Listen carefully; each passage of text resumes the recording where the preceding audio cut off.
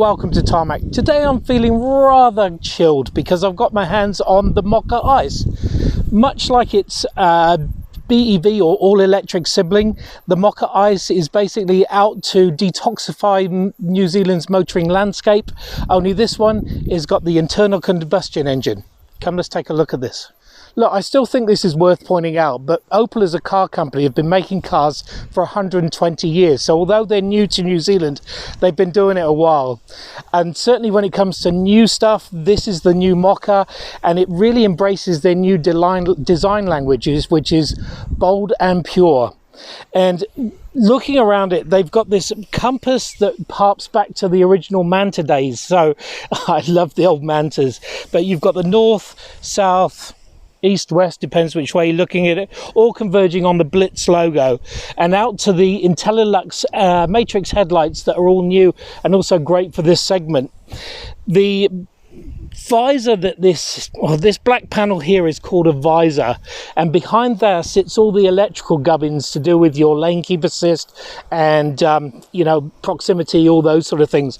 And what it does, it offers a protective front to it, a bit much like a racing car or a helmet would pull down a visor from there, but also looks really stylish too. So plenty going along the front here, particularly when you think about this lower valance sort of a slim grille thing here, and just a pretty good looking face. Let's look around the side. Now there are 6 colour schemes in the new Mokka lineup, and this one is what they call the diamond black, and actually my preference is the matcha green, and I'll see if I can show you that one. But really is a standout as far as design wise, but also personalizable stuff. So this red roofline strip across here, this can be changed to a different color depending on the bodywork paint you've got here. These 18-inch feet have got the red inserts here, and they can be changed. So there's a lot of personalizable stuff that can be done. It's also got plenty of little protection around here, around the sills and around the mud guards here, or around the guards here. And in terms of size, it's not a massive SUV. So it's only 4.15 meters in length and I don't know, about 1.5 meters in height. So it's pretty compact as far as that goes, and only weighs around about 1.5 tons. So again, pretty compact. Looking around the rest of it, again, there's sort of a sloping line across here around this dropping strip that then flips out to the rear, and there's actually quite a lot going on in the rear, so let's go there. Roofline spoiler, and you've got your stoplight in there, a little wiper around the back here, your Blitz logo, LED lights back here, Mokka written out in letters for the first time, so easy for you to understand from there. Also, entry into the boot is via here, and that gives you entry to 350 litres of trunk space, which is an actual 40 litres more than its ICE sibling.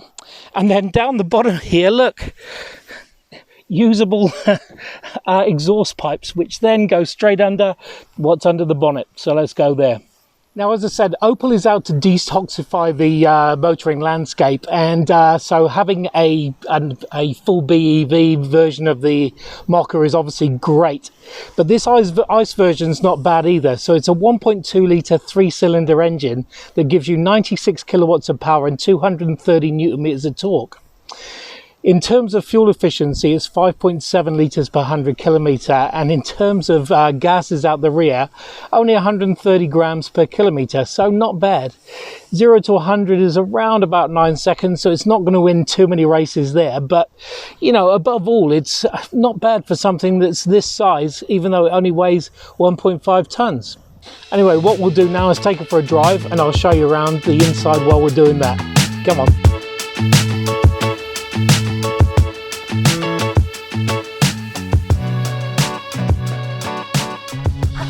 Okay, so the ICE Mokka.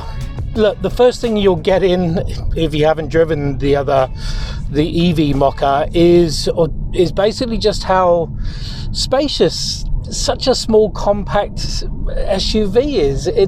There's plenty of room for driver, passenger. Rear, okay, a little bit limited. Certainly width-wise, you're okay.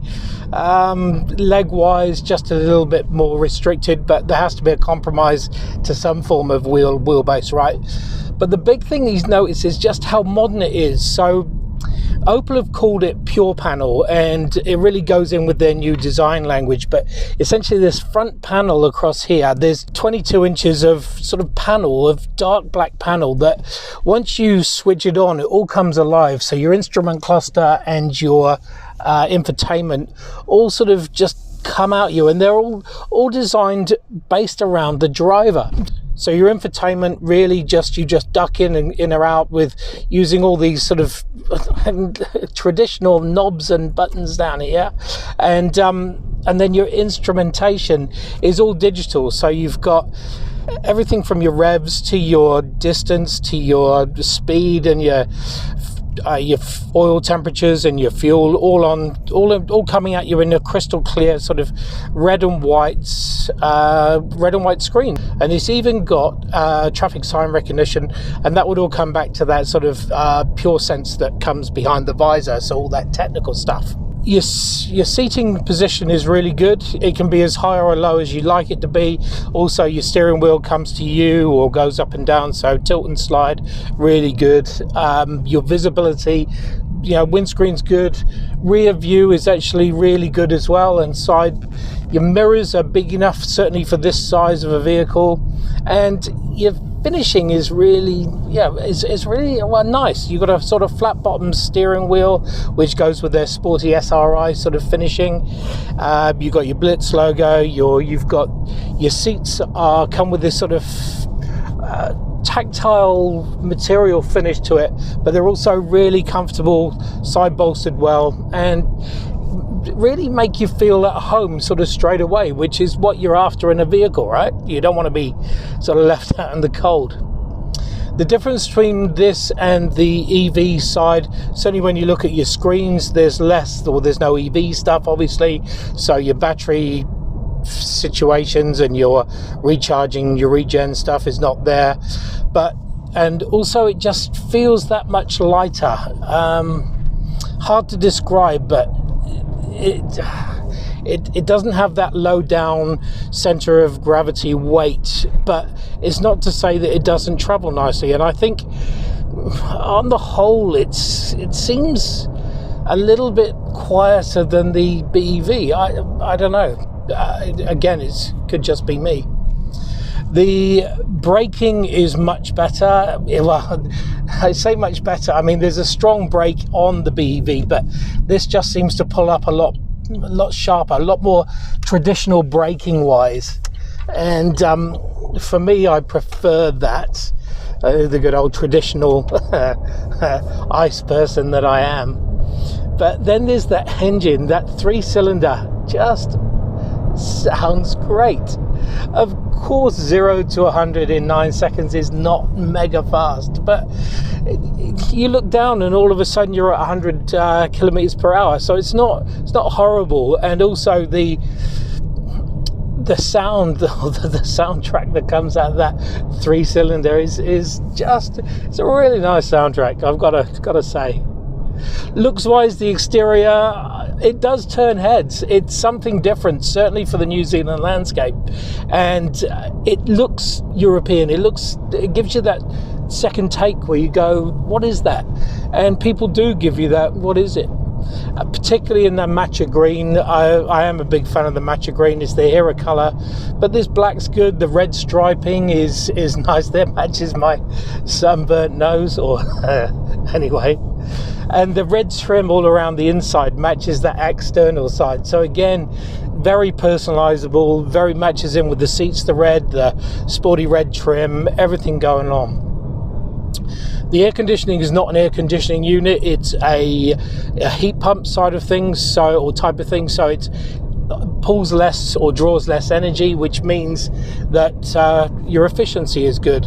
I mean, I'm looking down here and the 2,200 kilometers that this vehicle has had so far, and that's using a lot of us journalists, is still doing 8.2 litres per 100 and averaging 32 kilometers per hour. So it is, your 5 litres per 100 is, or 5 whatever it is, 5.2, 5.4, certainly achievable, I think, particularly if you left it in your eco and let the throttle be less aggressive than when you want to be up in sport. But in all honesty, if you want a little bit of fun, put it up to sport, away you go.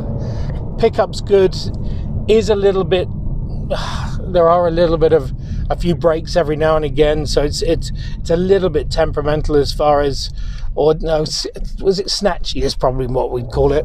See, there you go. And mind you, the good thing is the 8-speed box, when you're on the motorway, which they are saying that this is autobahn proof, when you are doing 100 on the motorway, slip it into 8th gear and you are sitting around about the 1700 RPM. So again, relatively efficient when you're going like there. To me, it's a city dwelling SUV, so great for around town, got the looks, got the style, got the German Berlin-esk look, and I think it's a funky European, and whether you go for the full-on electric or, I don't think you'd be upset on this 1.2, to be honest.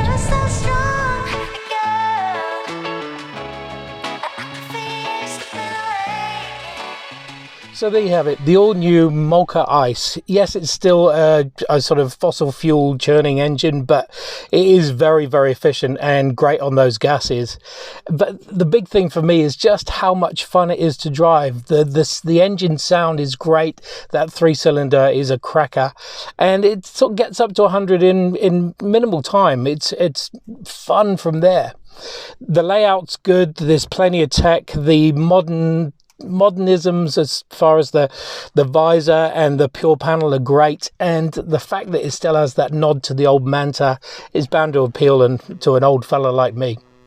Anyway, thanks for watching. Make sure you subscribe, and we'll see you on the next one. See ya.